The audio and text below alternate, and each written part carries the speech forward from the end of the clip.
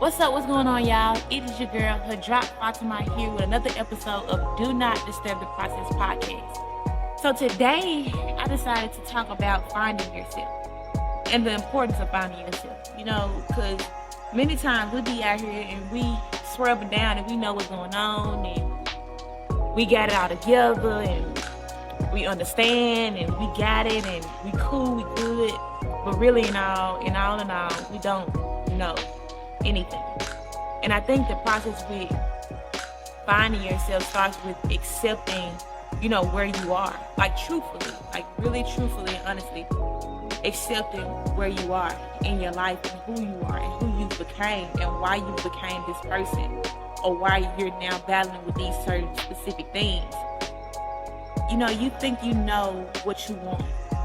You think you know who you want to be with, the type of person you want to be with, where you want to go. You think you know the desires that you like.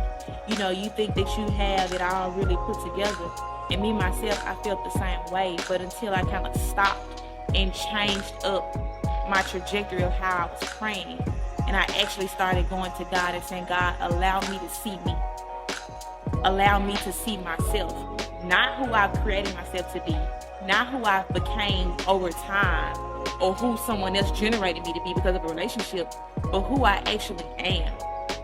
And once I pray for that, and when you pray for that, you got to be ready. Because God, when you pray for something that you're serious about, God's going to automatically come in and show you. And I thought that God was going to show me the good things. No, God began to show me things that was drowning me, that had me in a drought, that had me in a low place. And sometimes that's a hard pill to swallow if you're not completely ready for that transition to actually know who you really are, the person that you became. So that's very important, you know what I'm saying? In this life, man, you gotta really just focus in on who you are in its entirety. The good, the bad, the ugly, who you became, your trials, your tribulations, the ups, the downs, the ugly, you know what I'm saying? And accepting those decisions and accepting those downfalls in your life so that you can become who it is that God has called you to be. Like all in all, with everything, with your passion, you know what I'm saying, with your gifts, even with your children, if you have children, in every aspect of your life. And finding who you truly are allows you to see yourself in a different light. Because sometimes we see ourselves so negatively. Or so bad because of generational curses, or because of who people say that we are. You know what I'm saying? So finding yourself and finding yourself before you even get involved with anyone. And I'm talking about relationships here. And it doesn't even have to be relationships when it comes down to someone that you quote unquote want to be with for the rest of your life, but actually someone that you could do business with, a friendship, your friend girl. Before you actually going deeply into that, knowing who you are so that you can accept who you are. Because you can't give someone that you don't know. How can you give this person a friend if you don't know who you are? How can you give this man a wife if you don't know who you are? How can you be a husband to this woman if you don't know who you truly are? And that's a big, big thing. And I think most of all, like when I prayed to God, I was like, God, allow me to see me. And when God began to show me, you know what I'm saying, the ugly things about myself, I was like, dang, it hurts. But I'm not gonna use, but I'm saying, however, God even still came back behind it and he healed me from those things. And I realized God can only heal me from these things once I accept that they're there. And I know this is God talking to me because I prayed for this. I prayed for God to show me who I am. And he showed me who I am, okay. And then he came in and he said, okay, Hadrat, since you've accepted these things, since you've accepted that you're battling with these things, I'm about to heal you. I'm about to come in your life. I'm about to do some things that you've never seen before. I'm about to bless your finances. I'm about to heal your relationship with your mother. I'm about to heal your relationship with your sister. I'm about to heal your relationship with your cousins. I'm about to do something big in your life that doesn't even have anything to do with tangible things. You know what I'm saying? The money is going to come. The houses, the cars is going to come.